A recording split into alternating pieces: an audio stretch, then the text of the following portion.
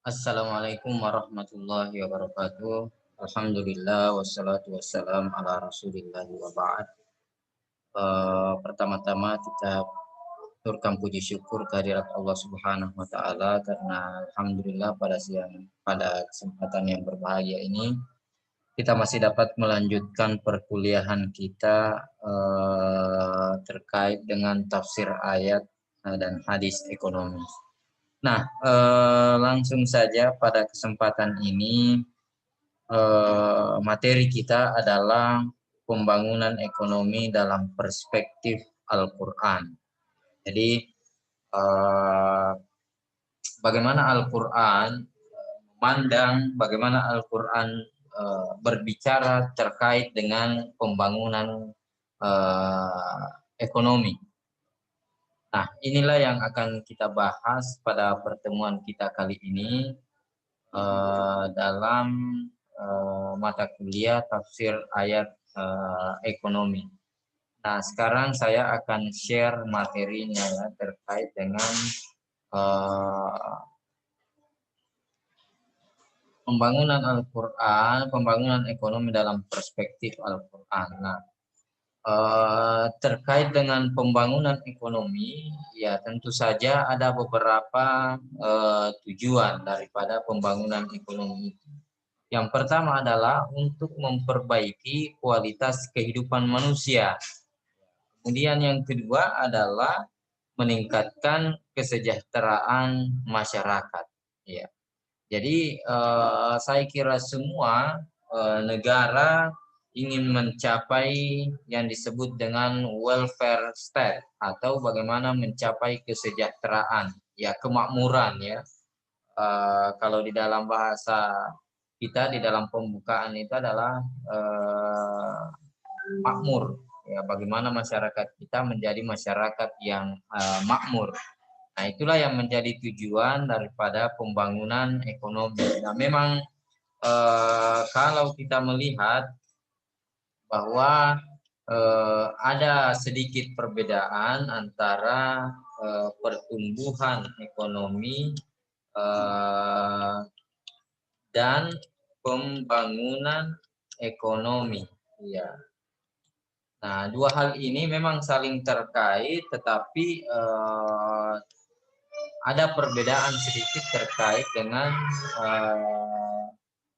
pertumbuhan ekonomi. Kalau pembangunan ekonomi adalah suatu proses kenaikan pendapatan total dan pendapatan per kapita dengan memperhitungkan adanya pertambahan penduduk dan disertai dengan perubahan fundamental dan struktur ekonomi suatu negara dan pemerataan pendapatan bagi penduduk suatu negara. Ya, jadi pembangunan ekonomi tak lepas daripada pertumbuhan ekonomi. Nah, pembangunan ekonomi mendorong pertumbuhan ekonomi. Jadi pembangunan ekonomi ini lebih kepada apalagi namanya lebih luas daripada pertumbuhan ekonomi. Ya, kalau pertumbuhan ekonomi itu kan bagaimana dilihat antara pertumbuhan PDB dari kuartal 1 dengan kuartal 2 atau kuartal yang tahun lalu dengan kuartal tahun ini. Itu yang dilihat untuk melihat indikator daripada pertumbuhan ekonomi. Tetapi kalau pembangunan ekonomi itu lebih kepada bagaimana proses pemerataan, bagaimana proses pendapatan per kapita, bagaimana proses apalagi namanya pemerataan pendapatan antara penduduk, antara masyarakat yang satu dengan masyarakat yang lain. Ya, jadi itu lebih umum, ya lebih.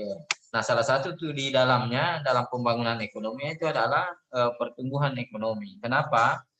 Karena pertumbuhan ekonomi tentu saja itu akan memiliki multiplier effect sehingga mungkin jumlah tenaga kerja akan bertambah, produktivitas akan bertambah, sehingga kenapa kalau pertumbuhan ekonomi bagus, otomatis investasi akan meningkat, kemudian akan investasi meningkat akan mendatangkan tenaga kerja, kalau mendatangkan tenaga kerja berarti otomatis pendapatan masyarakat akan bertambah.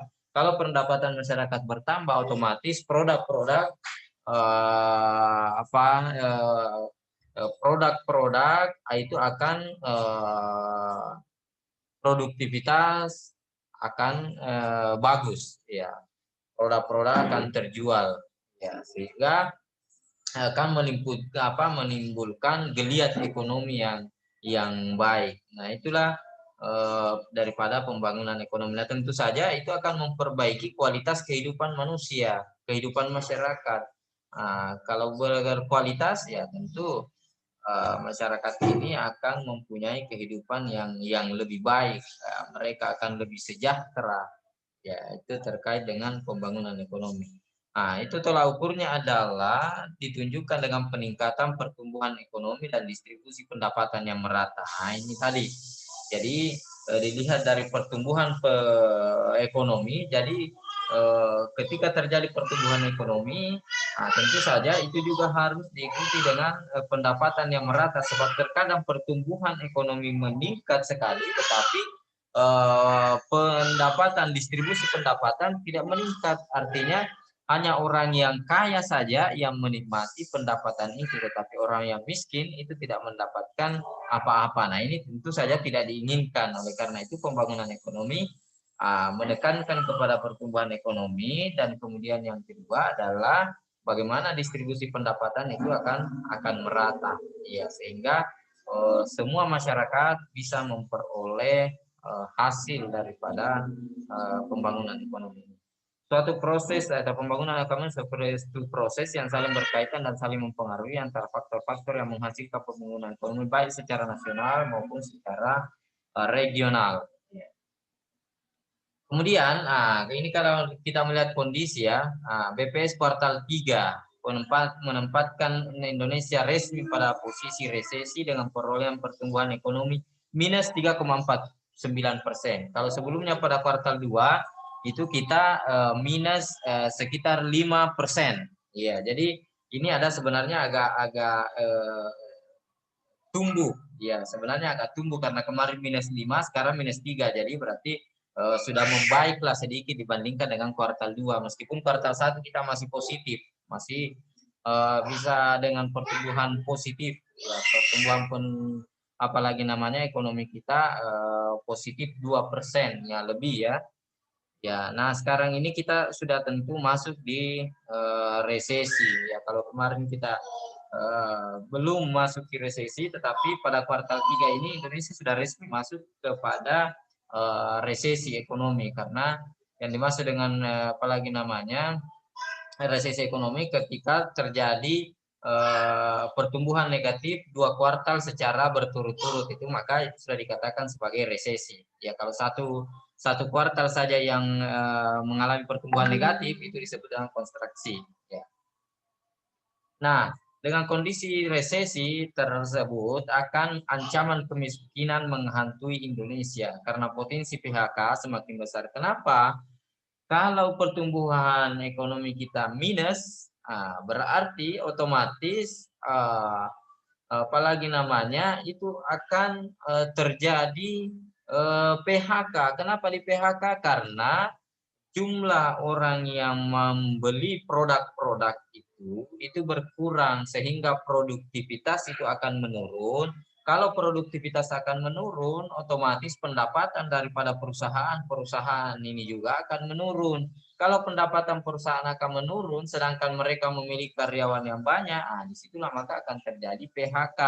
Kalau terjadi PHK berarti banyak orang yang tidak bekerja. Kalau banyak orang tidak bekerja berarti banyak orang yang tidak mendapatkan pendapatan, sehingga mereka tidak bisa memenuhi kebutuhan kehidupan sehari-harinya. Nah, inilah yang bagaimana agar supaya pertumbuhan ekonomi tetap bisa kita pacu sehingga bisa menjadi positif kembali. Ya, oleh karena itu pemerintah sudah melakukan banyak sekali stimulus-stimulus ya, insentif terkait dengan bagaimana menghadapi resesi ekonomi ini. Ya. Kemudian, indikator pembangunan ekonomi yang dikembangkan selain pertumbuhan ekonomi adalah pembangunan manusia atau human development. Human development. Ya, indeks pembangunan manusia yang diukur melalui kualitas tingkat pendidikan. Ya, jadi untuk mengukur tingkat pembangunan manusia atau human development itu adalah bagaimana kualitas pendidikan, kualitas tingkat pendidikan. Ya, daya literasinya bagaimana. Nah, ini ada pengukurannya. Kemudian bagaimana tingkat kesehatannya. Ya, kesehatan masyarakat. Ya, bagaimana fasilitas rumah sakitnya dan lain-lain sebagainya. Kemudian tentu saja adalah bagaimana ekonomi mereka, bagaimana daya belinya. Itulah yang disebut dengan Human Development Index. Ini lebih menyeluruh dibandingkan dengan hanya pertumbuhan ekonomi. Ya, teori dan konsep mendasar untuk pembangunan Human Development Index yang ditawarkan oleh UNDP yang di bawah apalagi namanya PBB tersebut tidak didasarkan pada maqasid syariah. Jadi dalam Islam meskipun seperti itu pembangunan ekonomi ya yang mencakup pertumbuhan ekonomi dan distribusi pendapatan yang merata, tetapi dalam Islam itu tidak terkait dengan materi saja, tetapi dalam Islam itu ada hal yang lain di samping daripada materi, ada pendekatan spiritual juga, ya.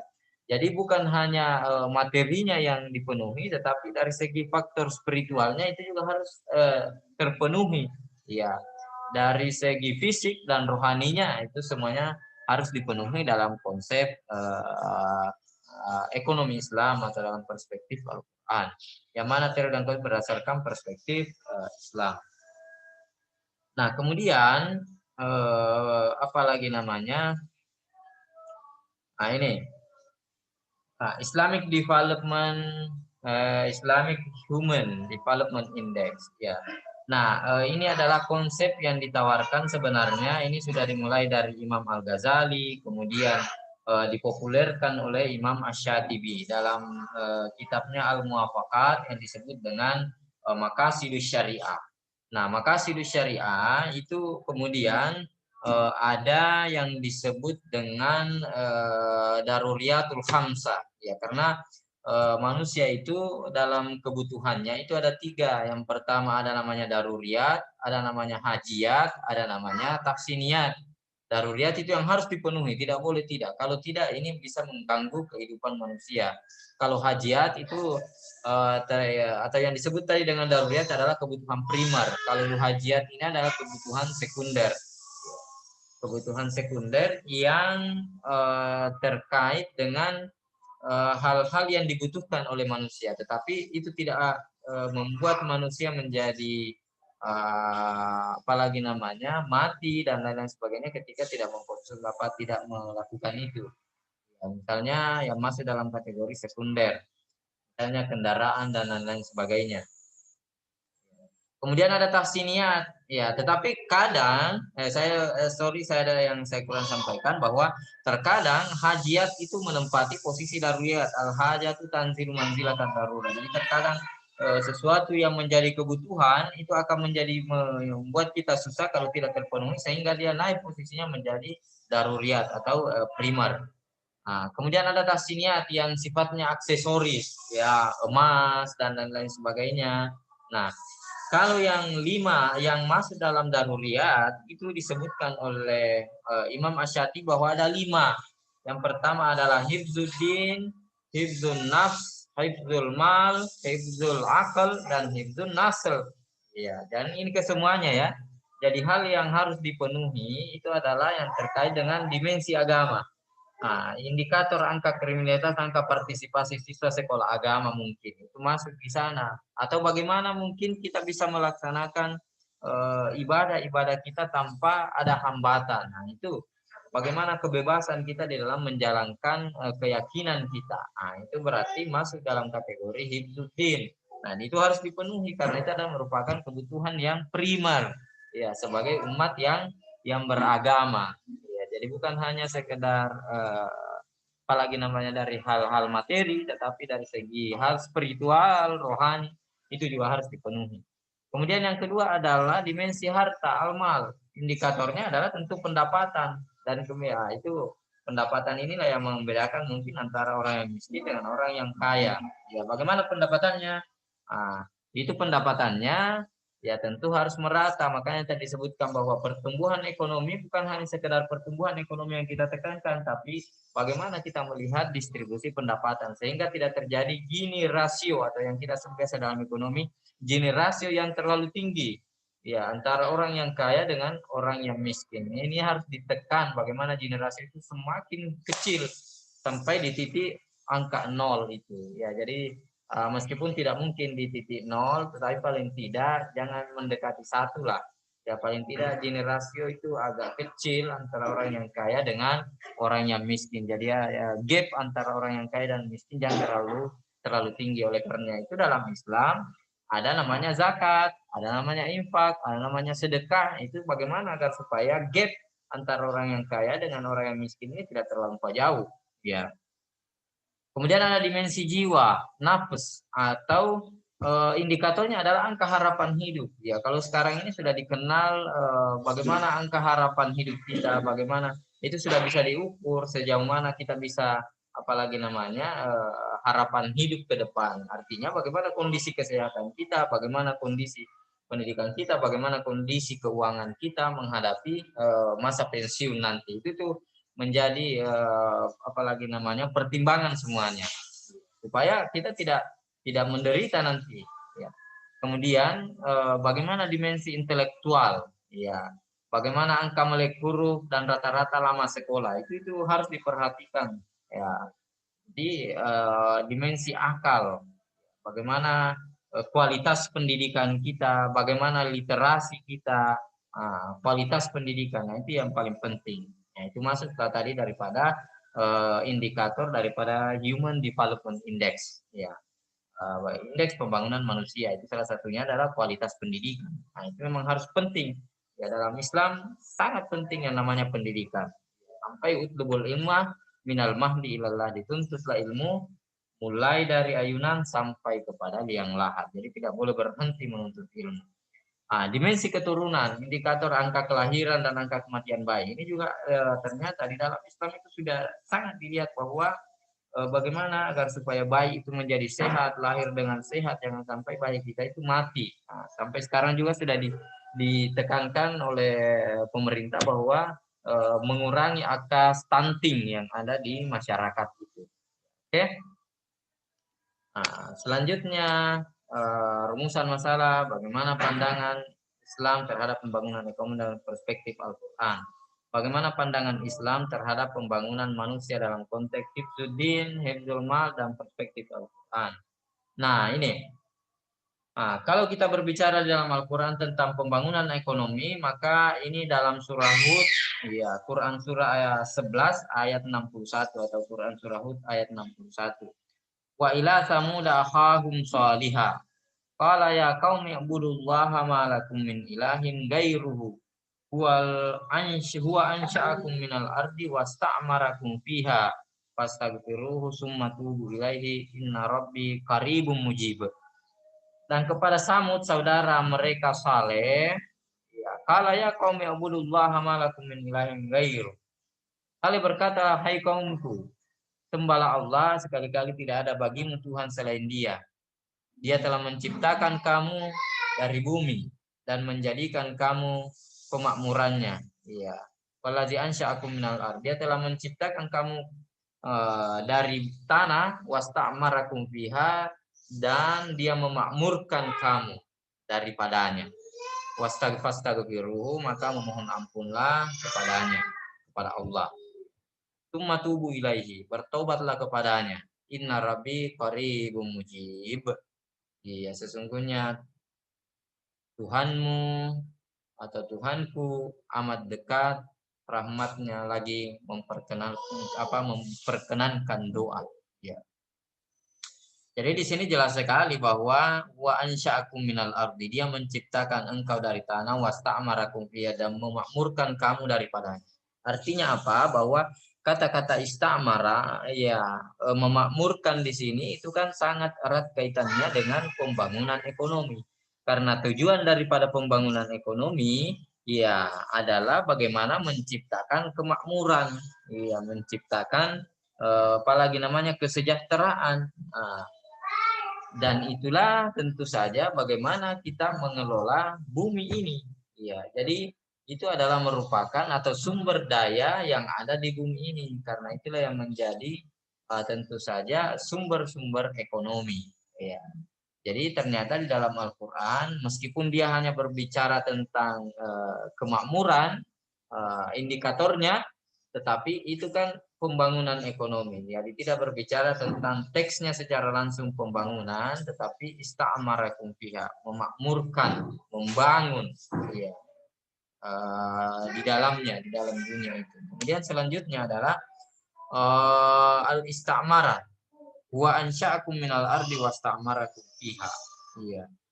Abdul Muin Salim menegaskan bahwa sebagaimana halnya bangsa Ad, bangsa Samud juga adalah bangsa yang kuat. Mereka membangun istana di padang pasir dan membuat rumah dengan memahat bukit-bukit batu. Mereka juga telah mengenal pertanian, namun karena mereka mementingkan diri mereka dihancurkan pula oleh Allah Subhanahu wa taala, memakmurkan bumi. Dan itu adalah tentu saja pembangunan ekonomi adalah merupakan tugas manusia, tugas kita, tugas bersama kita bagaimana memakmurkan bumi ini. Sehingga kalau memakmurkan bumi ini bukan hanya menjadi pihak atau menjadi yang diuntungkan hanya orang yang kaya, hanya para penguasa, tetapi bagaimana distribusi pendapatan, bagaimana ekonomi harus merata kepada semua masyarakat, semua penduduk. Kemudian selanjutnya kaitan dengan ayat lain ini adalah di dalam surah Ar-Rum ayat 9. Awalam yasiru fil ardi fayanzuru kaifa kana aqibatul ladina min qablihim. Apakah mereka tidak melihat awalam yasiru, apakah mereka tidak mengadakan perjalanan di bumi ini? Fayanzuru kaifa kana aqibatul ladina min qablihim, sehingga mereka bisa memperhatikan terhadap orang-orang yang sebelum mereka, kan asyadda minhum quwwatan. Mereka itu sangat kuat sekali. Ya, fil ardi asyaddu quwwatan wa asarul ardi. Orang-orang yang apalagi namanya orang-orang itu adalah lebih kuat dari mereka dan telah mengelola bumi wa amaruha. Iya, dan mereka telah memakmurkannya, membangunnya. Iya, lebih banyak daripada aksara mimma amaruha wa ja'atuhum. Iya, lebih banyak daripada yang telah mereka makmurkan. Wa ja'atuhum rusuluhum bil bayinat, dan rasul-rasul mereka telah datang kepada mereka membawa bukti-bukti yang nyata, penjelasan-penjelasan. Allahu liyazlimahum, maka Allah tidaklah sama sekali menzalimi mereka, walakin kanu anfusahum yazlimun, tetapi mereka lah sebenarnya yang menzalimi diri mereka sendiri. Ya. Jadi sekali lagi bahwa bumi ini harus seimbang dari aspek materi, dari aspek spiritual, dari aspek rohani, dari aspek fisik. Jadi pembangunan bukan hanya dari segi aspek fisik saja, tetapi tentu saja bagaimana manusia ini dibangun dari segi spiritualnya. Agar supaya apa? Kalau spiritualnya bagus, otomatis mereka akan membangun bumi ini dengan penuh keseimbangan. Ya. Sehingga tidak hanya menguntungkan kepada pihak-pihak pemilik modal dan lain-lain sebagainya, tidak mengeksploitasi orang-orang yang dipekerjakan, karena aspek spiritualnya dan aspek fisiknya itu semuanya diseimbangkan. Ya, amaruha, sehingga inilah yang menjadikan kalau seimbang antara fisik dan spiritual, maka bumi akan betul-betul menjadi makmur. Ya. Kemudian Islamic Human Development Index, ya. Bagaimana dimensi hifzul mal, pendapatan, kemudian kemiskinan, ya ini saya kira tambahan ya. Kemudian hifzuddin, kriminalitas, ya kasusnya kita lihat, ya. Kemudian pendapatan, ya maaf Allahu ala rasulihi. Nah ini sebenarnya adalah intinya bahwa agar supaya pendapatan, distribusi pendapatan itu merata, ya Islamic Human Development Index. Jadi tidak hanya sekedar diuntungkan jadi orang-orang yang kaya semakin kaya, orang yang miskin semakin miskin, tapi bagaimana orang yang kaya semakin kaya dan orang yang miskin naik menjadi orang yang sejahtera, ya karena tidak mungkin juga semua menjadi orang yang kaya, tetapi paling tidak Gini rasio gap antara orang yang kaya dan orang yang miskin itu tidak terlalu lebar, ya. Ya, oleh karena itu ya banyak sekali di sini disebutkan ma'afa Allah wala rasulnya ada namanya fae.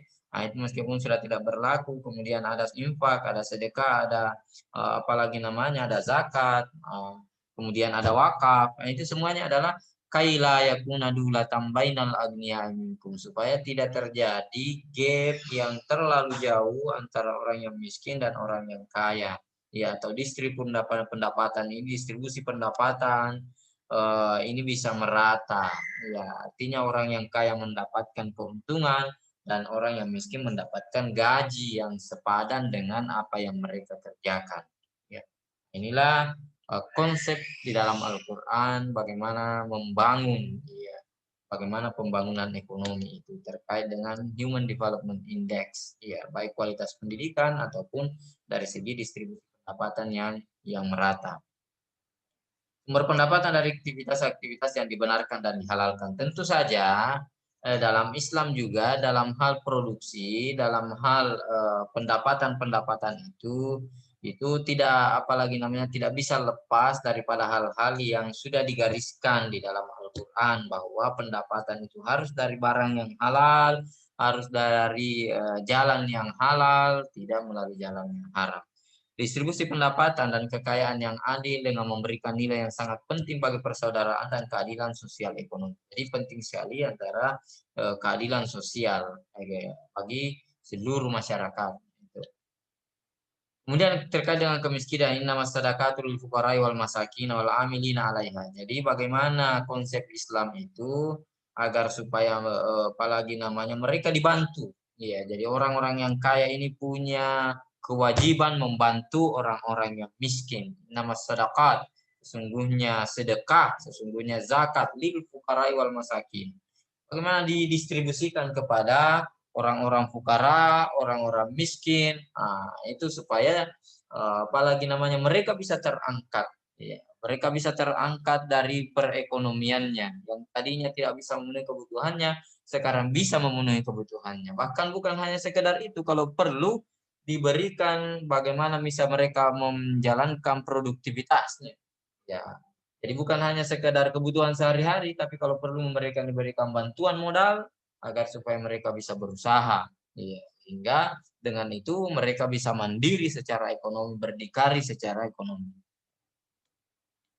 Kemudian ya fakir itu berasal dari kata fakara, ya huruf fakara yang artinya adalah lawan daripada kaya. Fakir berarti yuf'ala biha fakirah. Fakir berarti malapetaka. Artinya ada sesuatu yang memang harus dihindari. Nah, oleh karena itu bagaimana distribusi pendapatan bisa merata. Kira itu dimensi pendidikan, suatu permasalahan tidak sepi dari perbincangan dalam masalah pendidikan. Al-Quran memberikan isyarat bahwa permasalahan pendidikan sangat penting sekali. Ya. Yunfiru kafa laula nafaru min kulli firqatin, ya ini wa maka al mu'minuna liyunfiru kafa. Ya. Ya sepatutnya bagi orang mukmin itu semuanya pergi berjihad. Ya, falaula nafara min kulli firqatin minhum ta'ifatul yatafaqahu fid din wa liyunziru qaumahum idza raja'u ilaihim la'allahum yahzarun. Jadi sekiranya ada sebagian golongan itu, ya mengapa tidak pergi dari tiap-tiap golongan di antara mereka berapa orang untuk memperdalam pengetahuan. Ya bagaimana mereka berangkat untuk menuntut ilmu, mencari ilmu. Ya, dia tafaqahu fiddin untuk memperkuat ya pengetahuan mereka wali unzirul kaumahum dan bisa mengajari kaumnya ketika izara jauh kembali kepada mereka ilaihim la'allahum yahzarun supaya mereka bisa menjadi orang yang pintar juga, menjaga dirinya, bisa berdikari, bisa mandiri, ya. Nah, inilah tentu Islam semuanya sudah memberikan kepada kita motivasi, memberikan kepada kita bayinat, penjelasan ya terkait daripada ini semuanya. Nah, ini terkait dengan pendidikannya. Saya kira terkait dengan pembangunan ekonomi, ya saya kira kita cukupkan sampai di sini. Ya, jadi ada banyak sekali ayat-ayat yang membahas tentang pembangunan ekonomi. Ya, jadi meskipun tidak langsung bahwa membangun secara teksnya, tetapi maknanya itu adalah bagaimana istamarakum fiha, amara atau memakmurkan, berarti itu juga adalah merupakan tujuan daripada pembangunan ekonomi. Saya kira itu sekian dan terima kasih. Sampai jumpa nanti pada pertemuan-pertemuan berikutnya. Wassalamualaikum warahmatullahi wabarakatuh.